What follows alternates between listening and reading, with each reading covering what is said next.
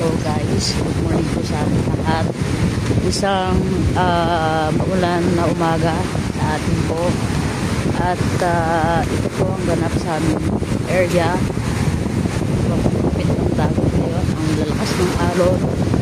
At yung dagat at ilog po, yung ragasan nila nagsasalubong.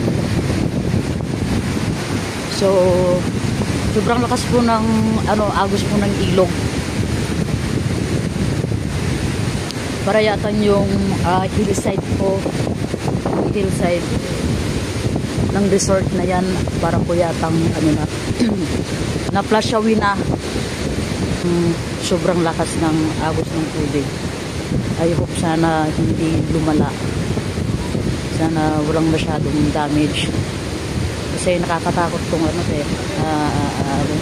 nakakatakot tong resort dito sa gilid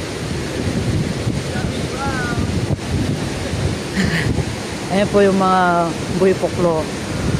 Oy, nagkaro aday ko na aday agos di ilog itane. Nakakatakot guys. Ay! Oy, wag na kayong pumunta dyan sa gilid.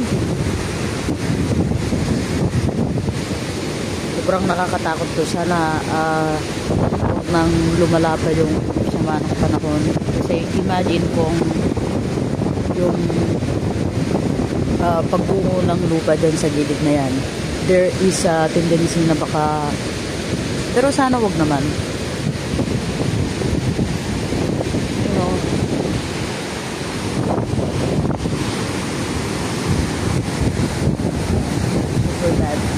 Bad weather po.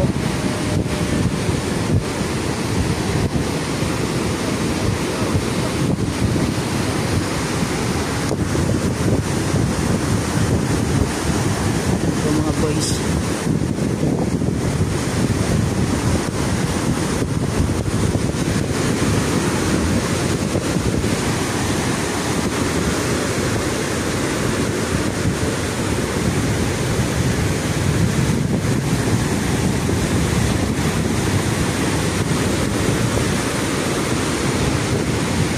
Nagsasalubong yung ilog at dagat.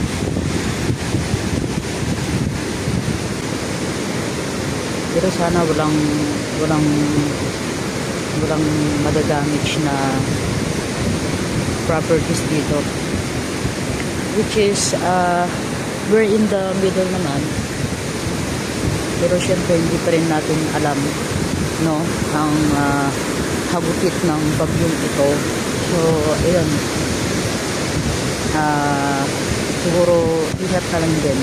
At syempre pantay-pantay tayo sa panahon at sa ating kapaligiran.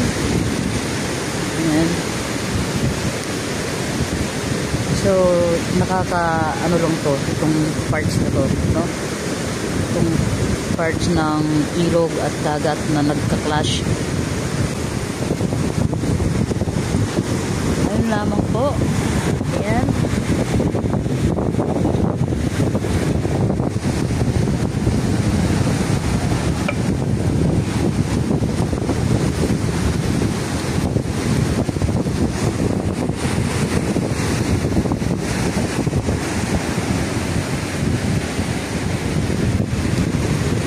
Sana wag na lumala pa yung ganitong klase first time ko makita to actually.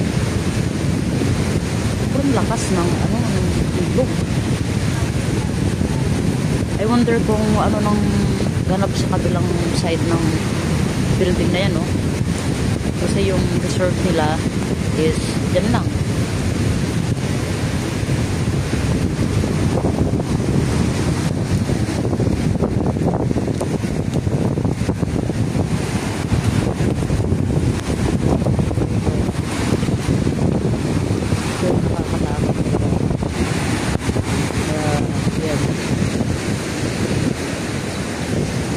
Ganitong masamang panahon kahit na maglakad ka pa sa gilid ng dagat dyan, huwag nang gawin dahil minsan kasi yung mga waves na yan malakas sumatak yan.